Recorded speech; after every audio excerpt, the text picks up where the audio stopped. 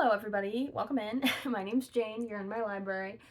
Today I'm just going to be going over the books that I read in the last 2 months because I forgot to record anything in January. That's a lie, I recorded a lot of things in January, but none of it was good, so here we are. So I read a good amount, because I only read about 4 books in March. It's March right now. It is March today. I only read 4 books, 5 books. I only read 5 books in February, and the rest of them were in January, so I do not remember some of the plots of some of these, but hear me out, okay?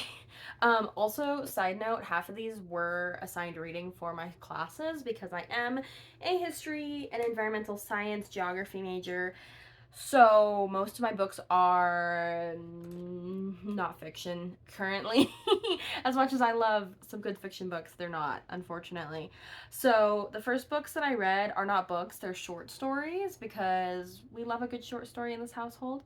And the first short story that I read was Desiree's Baby by Kate Chopin, which this was like an 1800 and something publish. This is not something new.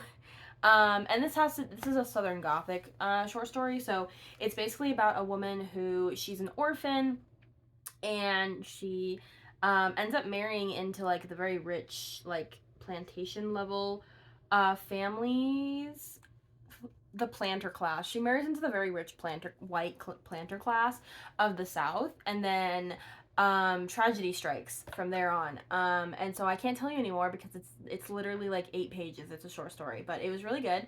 It's a Southern Gothic story, so if you like Southern Gothic, there you go.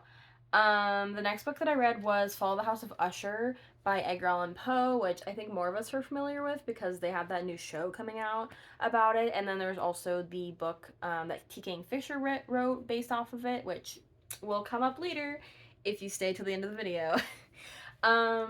But Fall of the House of Usher is basically there's an old military soldier, and he is friends with the Usher family, and his friend, Mr. Usher, basically asks him to come and help him because he thinks something terrible is going on in the house and he doesn't know what it is, and he wants help, and his sister is dying, and there's just a lot going on. And for context, they are the only 2 people that we hear from for like the entire story, but that's fine, it's fine, I don't need women to speak at all, it's fine. Yeah, so Mr. Usher and his sister Miss Usher live in this crumbly old big mansion house thing, and they are essentially, they're house poor, so like they're aristocratic poor. They have like the fancy stuff, they have like a maid, they have like fancy stuff, but nothing has been repaired for years. Everything's falling apart. They have no money, they can't afford their dinner, but at least they have a mahogany bed. Like they have no money even though they look like they do. And so the soldier shows up, and he's like, "Hey guys, what's going on? You were my friend, and I had a crush on you. What's happening? What's happening?" And the sister dies, basically, and the plot goes on from there. So I can't tell you any more than that because again, it's a short story, but it's really interesting. Again, Southern Gothic story esque thing. Yeah, I can't tell you anything more than that other than just go read it. It's fun. It is a little dry. I had to read it for class. It's a little dry. It is longer short story wise than Desiree's Baby, and it's definitely like dry. It's dry. It just is, but it's an interesting story. But you got to put up with a lot of vernacular. It's fine. So then after that, I read Holy Envy by Barbara Brown Taylor, and this is a nonfiction book about finding your faith, but it's about admiring the religious zealousness of every religious group. Essentially, she was a pastor, I think, and then she became a world religions teacher, and she starts out Christian, and I think she ends Unitarian. And basically, she talks about how all these other faiths kind of made her like jealous of like how into it, like how faithful they all were, and how like she wanted to do that. And I don't know, I found it very surface level analysis. Like she was trying to analyze something and she was trying to talk about something, but she didn't have all of the tools necessarily to analyze it properly. And so for me at the end, it was kind of disappointing, and I'm kind of sad because I spent money on it, but it's fine, probably. I just won't read it again. Maybe I'll give it to someone else who doesn't mind the shallow analysis. But it was like a soft read. I read it on my honeymoon. It was just a comfort soft read while we were like stuck inside with the snowstorm. So not much to be done there. I think, let's see, after that I read The Mist by Stephen King, but specifically the short story, the original one that was published in the 80s. I haven't read the second short story one that he elongated. I'm gonna be honest, I don't want to read that one. I think the way he ended the short story originally is really good. I think it's interesting, but he is Stephen King, so he still has that thing where it's like, wow, this is a really interesting story. Oh, a woman has entered the page and now she's walking boobily down the stairs. Like, it's just, that flavor is still there. But the characters are very well developed, and it's definitely a very interesting character study on like what would people do in this situation. If you don't know what The Mist is, it's essentially a father and son go to the grocery store to pick up some food, and there's been a storm recently, and it's like everyone's kind of weird, but they're all trying to stock up on food, and it's normal. There's no apocalypse yet, but then they get to the store, and the mist descends upon the town. Essentially, it's assumed it's all over the place, but we only really see it from outside of the grocery store. And basically they have to stay there because when you go out into the mist, terrible things happen to you, so don't leave the store. But like, you're trapped in the store with a bunch of these random people who you don't necessarily trust. What's gonna happen? Yeah, so I thought that was interesting. I thought there was a couple scenes that were unnecessary for me. He cheats on his wife while the character cheats on his wife while he's in the grocery store, because I think he assumes that she is dead. This is not spoilers in any way. It's just a scene that was thrown in there to show like the duress of their emotions, I guess. I don't know. I thought it was unnecessary. I could have gone without it. But anyway, if you want to read a Stephen King, I would read The Mist out of the ones that I've read, if that makes sense. Like, he's good sometimes, and I think he's good in The Mist.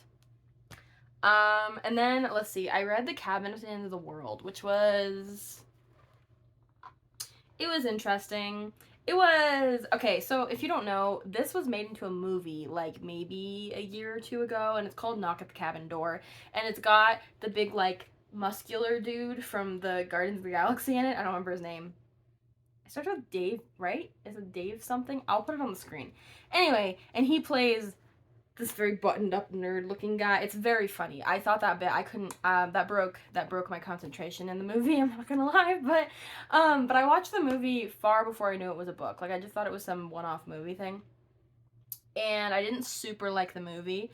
I thought it was an interesting, like, premise. Okay, so basically, the premise of the book and the movie are a gay couple and their daughter go out to the middle of the woods, and they stay in a cabin for a fun little vacation, and then four strangers show up on their doorstep telling them that they have to decide how to save the world or they're going to doom the world, and like, that's their two options. And pretty early on in the story, this is not a spoiler, like within the first quarter, I would argue maybe half, they tell them that one of them has to die willingly to save everyone else. And so it's basically the like philosophical thing of like, would you save 100 people or this one person? You know, like, how important is a life to you, basically, which I think is really interesting.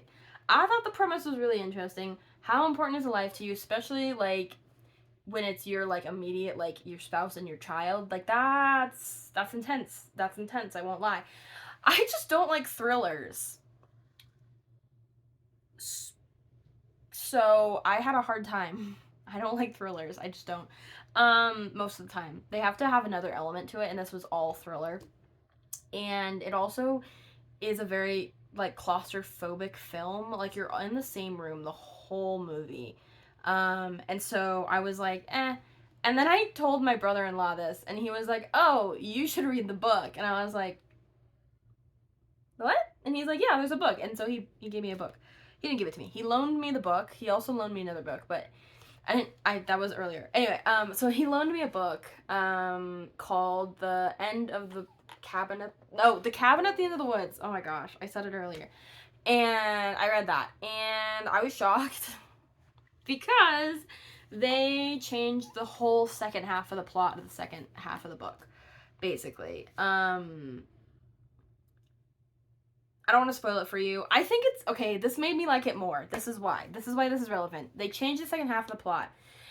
And so the characters make one type of decision in the movie, but they made a very different decision in the book, right? Okay? Without spoiling anything. I said nothing. You can't yell at me. Um and so the way that it plays out because of that means that the way the world goes is very different. And so I think I spoiled that. Whoops. Anyway, but so I thought because of that, by doing that, but both the movie and the book, I found it really interesting because they were in conversation with each other of like, well, what if they made this decision? Well, they didn't. They made this decision. And like what would that happen and how would that go? And like anyway, so I would only recommend this book if you're also going to watch the movie because if you just read the book, it's like McCarthy level depressing. Like if you read The Road, it's depressing at the end. It feels like the beginning of The Road, okay? It's just like blag. You know what I mean? So, I would say also watch the movie, but only if you can handle thrillers and also if you can handle like them basically having the same conversation for like 200 pages. Like this book is 215 pages, I think, and for like 150 of them, they're just having the same argument of you need to die. No, we won't.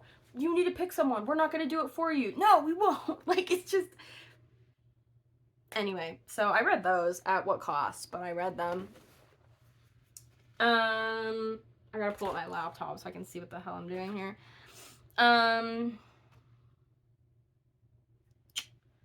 Okay. So this is now getting into my March reads. And what's really fun, you know how I mentioned that I follow House of Usher earlier? Well, I read What Moves the Dead by T. Kingfisher, which is based off of the fall of the House of Usher. And T. Kingfisher is a great horror writer, so I was like, oh, awesome. But the funny thing is, I wanted to read What Moves the Dead before I, like I wanted to read the... I wanted to read The Fall of the House of Usher before I read What Moves the Dead, but I wanted to read What Moves the Dead far before I wanted to read Fall of the House of Usher, but I'm glad that I read The Fall of the House of Usher first, and I would recommend that you do too. And I also think that you should definitely read What Moves the Dead. It's like if The Last of Us got a hold of The Fall of the House of Usher, basically. There's mushrooms everywhere, there's fungi, there's strange fungi, there are sleepwalking ghost Victorian women who have conversations. The women do talk in this one. There's an old British woman mycologist who was illustrating mushrooms just by the side of the river, and it's just very like fun. The doctor who's in the original one kind of disappears pretty quickly, but in this one, the doctor is an actual character who has lines and interacts with people. It's not a short story. It's very much like 200 pages. So yeah, so basically what happens is in this one, the soldier is this person from a made up country that I can't remember the name of. But basically, in this country, you have 7 sets of pronouns, and because they were in the military, they have one set of pronouns that does not denote their gender one way or the other. And but this is, and they tell you this. They were born a woman, and then they entered the military to get away from that, and so there's kind of this non-binary main character, which is very fun, and it's very like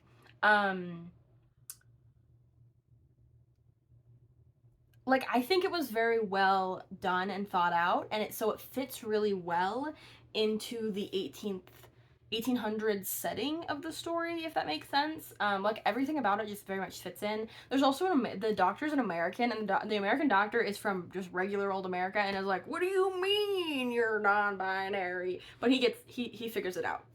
He gets cool. I like him by the end. He's cool. He's fine. And then there's weird rabbits who do things that rabbits shouldn't be doing. And so the same premise as the original where the sister is dying. The brother is freaking out. The new person shows up to help them. Their last name's Easton, so they go by Easton. And they essentially spend the whole time trying to figure out what's wrong with their friend, because they're actually more friends with the sister than with the brother in this one. And so the sister was actually the one that wrote and asked Easton to come and basically comfort her brother when she passes, essentially. And so the whole time Easton is trying to figure out what's wrong with her. Meanwhile, she is sleepwalking. She is doing weird things in her sleep. She is acting like someone who's not herself. She's like a skeleton walking around basically with skin on. Like, it's just very creepy, very alarming. And the mycologist comes into play later. It's fantastic. I can't tell you any more than that because it's so short, but please read it. It's a vibe. It's not too scary. If you're like not a horror person, but you can do a little bit of adrenaline, a little bit of scary, I would 100% read it because, like, I don't know. It's very intro horror, I think, in my opinion. And it's body horror for sure, though. There's 100% body horror. There is animal death. There is animal, like, dismemberment. So that's there, but it's not graphically described, if that makes sense. It is there, but it is presented in a very calm manner that does not make me want to throw up in any sense of the word. So remember that. So that was the What Moves the Dead. That's probably the first book that I would recommend out of the ones that I've already talked about, would be What Moves the Dead. And that was by T. Kingfisher, which I'm also 100% going to read more of. Oh, wait. I have it. Isn't that such a cool cover? Like, look at that. That's just sick, dude. It's such a neat little book. I did buy it. That's because I loved it too much, unfortunately. It cannot be helped. Anyway, What Moves the Dead. Oh, my computer died. No, it didn't. We're good. I literally cannot remember the names of any of the books that I've read. I have it in a list in front of me because my brain is full of history things right now and not book things. So, oh, wait, I finished this literally like a week and a half ago. I should know better. So I read Taming Manhattan, which is, well, okay, the full title is Taming Manhattan, Environmental Battles in Antebellum Manhattan by Catherine McNewer, who, this is very much an academic book. So if you're not, this is nonfiction. This is nonfiction academia. It is about Manhattan. It is about pre-Civil War Manhattan and how it formed, and how the environment played a role, and like how people interacted with their environment and how the environment interacted with them, and like how much tension that caused. But really, what her premise, what her entire idea of this is that what basically the government, so basically the Manhattan government, when it was first formed, it was a farm town. Like, there was pigs everywhere, or wild hogs. There were wild hogs everywhere. There were dogs everywhere. There were animals. There's poor families. There's all sorts of different types of people. Like, it's very, like it's not gonna be. It's very. They're not. Yeah, it's all lower class people essentially. It's all lower class people essentially in this previous setting, but as people start to gain more income and as richer people kind of move in and it becomes more of a city, basically the fight over what makes a city occurs, essentially. And Manhattan tries to remove everything rural and make it all urban.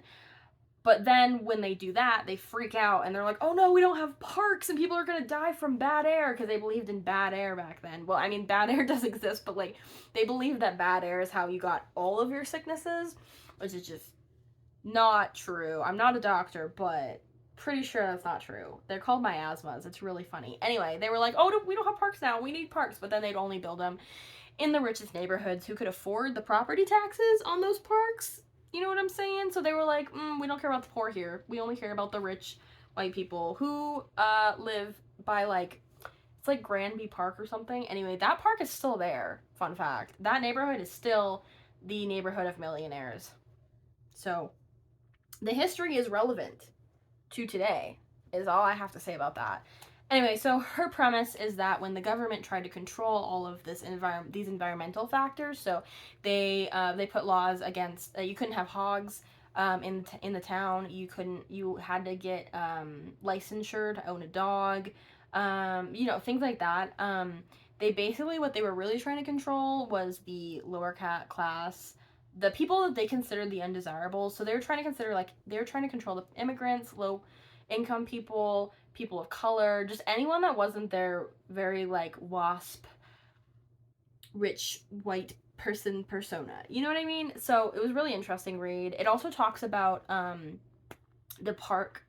It talks about Central Park because I don't know if y'all remember, but a couple years ago there was a little bit of drama because a lot of people found out for the first time that Central Park was built over a town.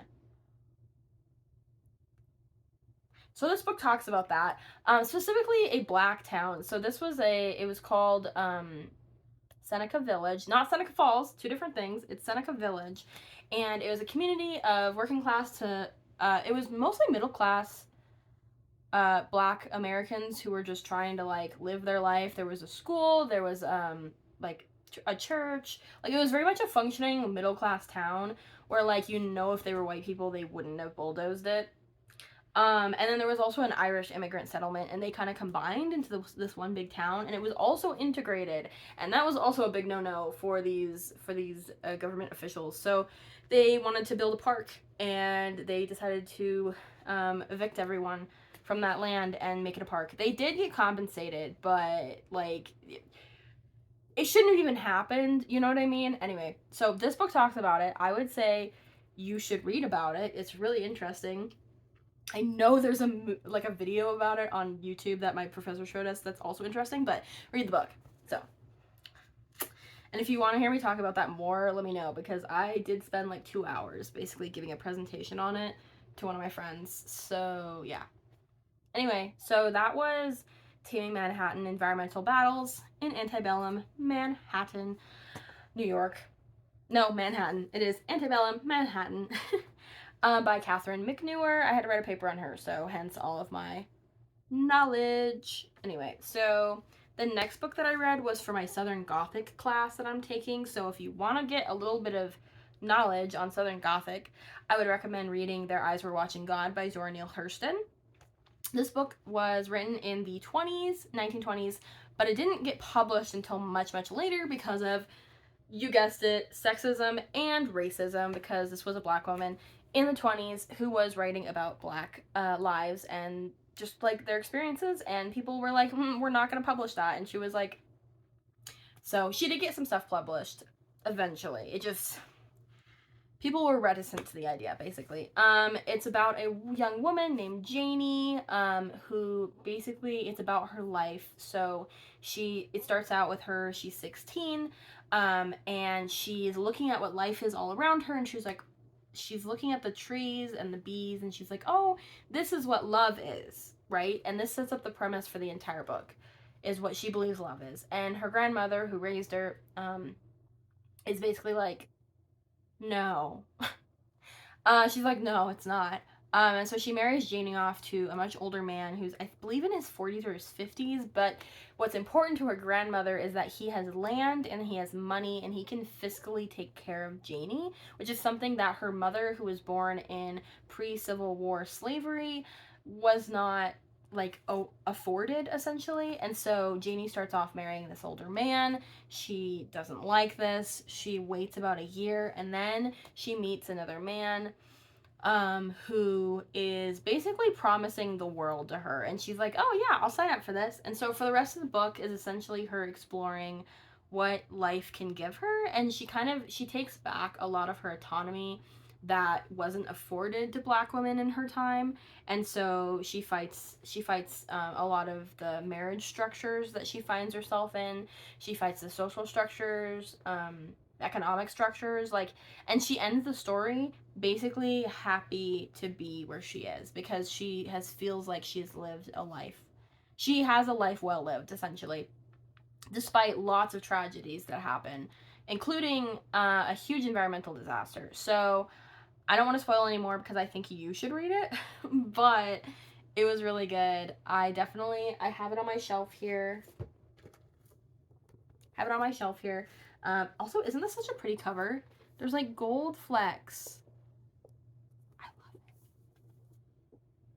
Anyway, so this is fiction, by the way. Sorry, this is not nonfiction. This is a fictional book, but it is formed from the anthropological stories that Zora Neale Hurston collected when she was traveling the South. She collected a lot of stories from Black Americans who were just living their lives and like what that looked like for them in the postbellum South. And so this story is very much informed by Zora's own experiences and also the experiences of the people around her. So read that. It was very fun. I mean, it was it was heartbreaking. I did cry a little bit, but it was really good. It was good fun. It was fun good. You know what I mean. You know what I mean, I think. Maybe. So that's kind of the last nonfiction book. That's the last fiction book I've read in a couple of weeks now. So, the only other books I have right now are, I have 2 copies of Their Eyes Were Watching God. I don't know where the first one came from because I bought the second one for school. So, I'm keeping them though. Yeah, so the last couple books that I read Goat Castle by Karen Cox. And this is also nonfiction. This is about a murder case that occurs in the South. It's in Natchez, Mississippi, which, if you don't know, Natchez, Mississippi was a very rich town pre-Civil War, during slavery, because all of the rich planter class would live there and build these big mansions, and their families would live there for generations, and it was just a very like hoity-toity town, you know. And then once the Civil War ended, or once slavery ended and the Civil War ended, and like after, so this is 1932, so this is well after the Civil War has ended, and the South is still in turmoil. And basically what happens is this woman, Jenny Merle, her name's Jenny, but her real name is Jane Merrill, but her name's Jenny Merle, is murdered. She was a white woman and she lived in a mansion there, but she was a descendant of the planter class.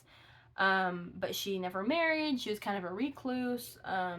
But she was this like picture of a older person who she upheld a lot of the old planter class racist things, basically. She's a pillar of the town. I don't know how to describe it. She's murdered. And the entire town goes nuts because the white part of town wants to blame someone, and they're like, a young lady, this woman was 50, a young woman was murdered. And it's like, yes, she was, probably by her neighbors who were in constant feud with her because they also lived in their family's mansion as descendants of the planter class, but they had no money, much like the Ushers, and they kept goats in their house, hence the name Goat Castle. And this story kind of blows up and overshadows the entire murder case. And what ends up happening is a young black woman is sent to jail wrongfully. Well, she's wrongfully charged. She was impressed into doing the crime, so in my opinion, she shouldn't have been like charged with anything. But even if she was being charged correctly, she was charged way too much because she was black, and the white women around her in the prison that she was in were charged with far less for far more. Just saying. So, but the Goat Castle, because it's such an oddity and it's such a decay of the South in people's eyes, it becomes a tourist attraction during the murder case. And so the 2 people who lived there get off scot-free. So read this book, please. If you look up, okay, also the other reason why you should read this one specifically, which is Goat Castle by Karen Cox, is because most of the other Goat Castle books that there are, because this is really popular, this has captured the minds of many people, a lot of them don't talk about the like what happened to the people who were actually like involved with the case, like what happened to the poor young woman who was sent to jail, what happened to her mother, like You know, what happened to the guy who actually did it? Like, all that kind of stuff gets totally overshadowed by this Goat Castle thing. And it did then, and it is now. And so I would recommend reading this one because it gives equal purview to both. Because Goat Castle is an important part of why these people were not charged. They were white planter people. That's part of it too. But they were white and they were living in their family's mansion, but it was a destroyed mansion. Like, if this was anybody else, you would have called them squatters, but they weren't considered squatters because they were still respected for being southern white people. I don't know, man. It's a mess. It's a mess of a case, but this book gives equal respect and purview to everyone else involved in the case. That's why I like this one. Also, it was recommended. It was required for my class, but I did look up other books. But this one was recommended for the class. So if you want to get a little glimpse into the Southern Gothic, but like where it's coming from, basically, read Goat Castle. So yeah. Yeah, that one I sped read too because it's only like 150 pages or something, and so I was just like gone. Anyway, is that all the books I read? Oh, this was Taming Manhattan, by the way. I forgot to hold it up earlier by Mick Newer. This one is not 100 and something pages. It's a little dense, but okay. If you've never read a history book before, which no shade if you haven't, hold on, let me show you. Like 30 pages will usually just be bibliography. So if you ever see a history book that you're afraid to read, check the back first because this is all bibliography. And then the rest of it is her book. So I would always check the back first because sometimes these books are not as big as you think they are. This one is 235 pages, but with the bibliography it's 300. So that's why I always check the back of history books. Yeah, so that's all the books that I finished in January and March. I have started reading 2 other books. One of them is Down to Earth: Nature's Role in American History by Steinberg. That's more of a textbook. I would recommend it if you want to take an environmental history class without taking an environmental history class, but most environmental history classes do assign this book. So if you're gonna take one, you could buy it. Make sure you get the new edition though, because if you get the 2002 edition, it doesn't have the whole like last 5 chapters I think in it, which covers like why this is relevant to our modern day because book was published in the 90s, and so it's updated essentially. So get the newest edition, which I believe is the 4th edition. Highly recommend. The 4th edition looks like this. So if it doesn't have this cover on it, don't buy it. But yeah, that's Down to Earth. It's just about the environment and history. It's literally the entire history of the U.S., so I'm assuming you already know. So, there you go. There's a lot of natural disasters in it. There's a lot of mining and plantations and stuff. Also, other book that I finished, but I technically finished, like, yesterday, which is March currently, I believe. Yeah, it's March 7th today. I had to check. I don't remember. But, excuse me. Yeah, so I'm also reading Scars on the Land, which is an environmental history of slavery in the American South. So that one is discussing, basically, so the environment was pretty much very drastically changed by slavery, by, just the 200 years of slavery, and then also the enslaved people were very much affected by the environment that they were in, and how that environment interacted with them. And so it's a thematic book, so it's not going to be chronological. It's not going to talk about anything else. So it's all environmental stuff. So the first chapter, for example, is like how the land got totally depleted of minerals because of the way that the planters, the masters, the plantation owners, so the first chapter is basically about how the soil is depleted of minerals, essentially, because the plantation owners basically had a motto of land is cheap, enslaved people aren't. We're going to make them work the land, and then once we don't need the land anymore, we're going to move on with those people.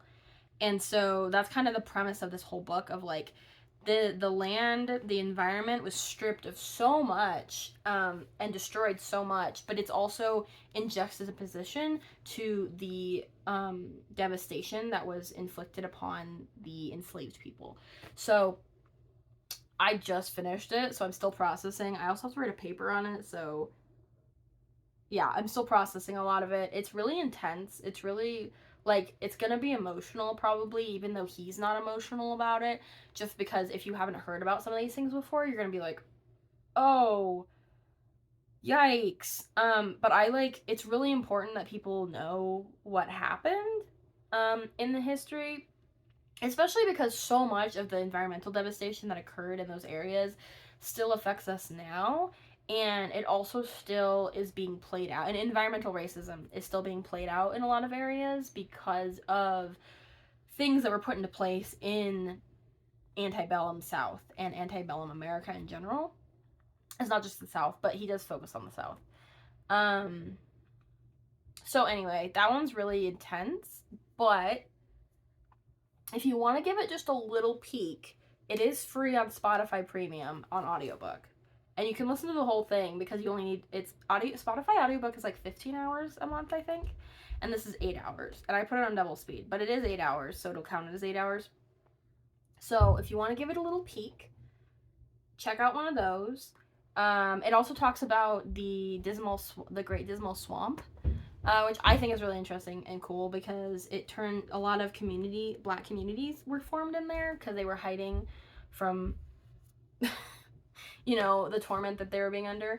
So I thought that was really interesting because I hadn't heard about the maroon communities. I knew about some of the other stuff. I knew that tobacco and cotton had like stripped the land and stuff, and a lot of deforestation occurred. But I didn't know about the maroon communities. So I cannot explain any of this as eloquently as he did, so I would go read that. So that was Scars on the Land by David Silkenat. I'll put it on the screen because I don't know where my book is for it right now. I think it's in my backpack because I was writing a report on it earlier. But anywhoozle, that's all the books that I read in January and February, and technically the first week of March. But I'll talk about it again later, so it's fine. It's fine. Anyway, if you want to hear more about any of the historical things that I mentioned, let me know because I love talking about historical stuff, especially things that people don't know about. So, yeah. But yeah, so have a great night, maybe. I love all of you, sort of, maybe. Some of you. No, I'm kidding. I love all of you. Have a good night. I'm gonna drink a lot of water now, and I hope you have an informational. I hope that you had an educational time with me today.